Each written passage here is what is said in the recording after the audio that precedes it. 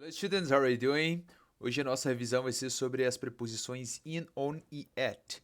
Basicamente, você vai usar essas preposições em algumas situações. Quando você fala de localização geográfica, endereço, posicionamento, por exemplo, dentro, fora, sobre, datas, períodos do dias e horários, ok? Então vamos dar início falando primeiro sobre posicionamento.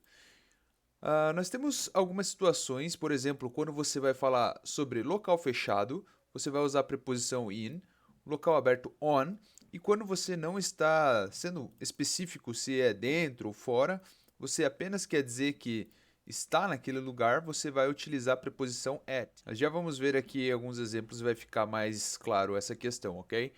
Então vamos lá, local fechado in indica que a pessoa ou objeto está especificamente dentro de um lugar. Então, por exemplo, nós temos duas frases aqui, seguindo aquela linha de raciocínio de exemplos úteis para o trabalho, certo? Então, eles trabalham no departamento de TI e a próxima frase falaremos sobre isso na sala de reuniões. Então vamos lá, eles trabalham no departamento de TI e a gente está especificando nessa questão que é exatamente dentro, né? Dentro do departamento. Então a frase vai ficar They work in the IT department. Então no inglês você vai inverter, né? Em vez de falar TI, você vai falar IT, ok? E na próxima frase falaremos sobre isso na sala de reuniões. We will talk about it in the meeting room, ok? In the meeting room. Very good. When we talk about open spaces, quando a gente fala sobre locais abertos, então o on indica que a pessoa ou objeto está na superfície de algum lugar. Por exemplo, andei na calçada da praia de Ipanema semana passada ou eu estava relaxando na praia no mês passado. Vamos dizer, I walked on the Ipanema Beach sidewalk last week. I walked on the Ipanema Beach sidewalk last week. I was relaxing on the beach last month. I was relaxing on the beach last month. Eu estava relaxando na praia no mês passado. And when we are not so specific. Então, quando você não está sendo realmente específico se está dentro ou fora ou na superfície de algum lugar, você vai dizer at. Então, para ficar mais claro, veja esse exemplo. Ó. Estarei esperando por você na mesa de conferências. Então, se in é dentro e o on é na superfície, você não pode dizer que você estará I will be waiting for you in the table. Você não vai poder dizer que você está dentro da mesa e você não vai poder dizer que você está sobre a mesa. Então você vai dizer I will be waiting for you at the conference table. I will be waiting for you at the conference table. Então você está lá, você não está especificando, certo? E aqui temos o outro exemplo. Eu trabalho na Apple. Então, I work at Apple. Nessa situação de quando você fala sobre uma empresa, você poderia dizer também I work in Apple, ok? Mas lembre-se que aqui a gente só está dizendo que trabalha lá, não que você realmente está dentro da empresa, por exemplo. Quando nós falamos sobre a localização geográfica, o in nós vamos utilizar para falar sobre continente, país, estado, município, bairro. Então, por exemplo, quando você estiver viajando e alguém perguntar Where are you from? De onde você é? Você pode dizer que você mora no Brasil. I live in Brazil. I live in Brazil. Ou I from Brazil, né? Seria o mais adequado para essa resposta. Where are you from? De onde você é? I am from Brazil. Mas, nesse exemplo, eu moro no Brasil. I live in Brazil. E no meu caso, eu moro em São Bento do Sul. I live in São Bento do Sul, ok? Lembrando que quando você fala de bairro, de cidade, você não traduz as palavras. Se você mora em um bairro ou em uma cidade, por exemplo, a gente tem uma cidade aqui próxima de São Bento que se chama Rio Negrinho. Você não vai traduzir Rio Negrinho, você não vai traduzir Volta Grande, ok? É o nome do lugar, então você não pode traduzir. Imagine que se a pessoa colocar no GPS o nome da cidade, do bairro traduzido, não vai aparecer, né? Então é a mesma coisa se você for para uma viagem fora e querer traduzir o nome dos lugares, não vai funcionar, ok? Então o nome próprio não se traduz, certo?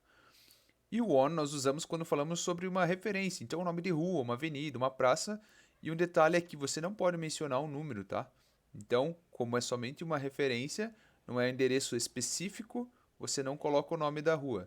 o número da casa, da loja, da escola, por exemplo. Veja só, eu moro na rua Philip Schmidt. I live on Philip Schmidt Street. I live on Philip Schmidt Street.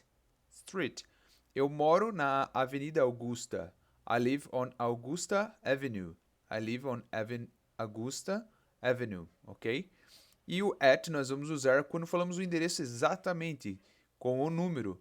Então perceba, eu utilizei as mesmas frases como exemplo, porém eu somente adicionei o número e você já vai ter que usar a outra preposição. Então vai ficar I live at 2902 Philip Schmidt Street.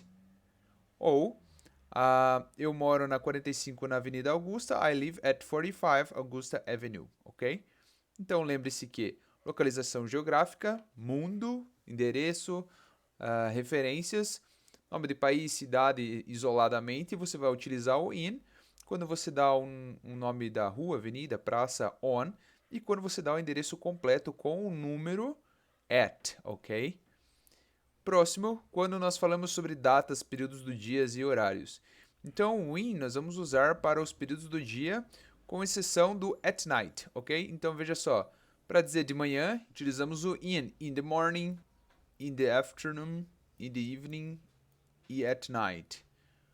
Então, de manhã in the morning, à tarde in the afternoon, ao entardecer in the evening e à noite at night.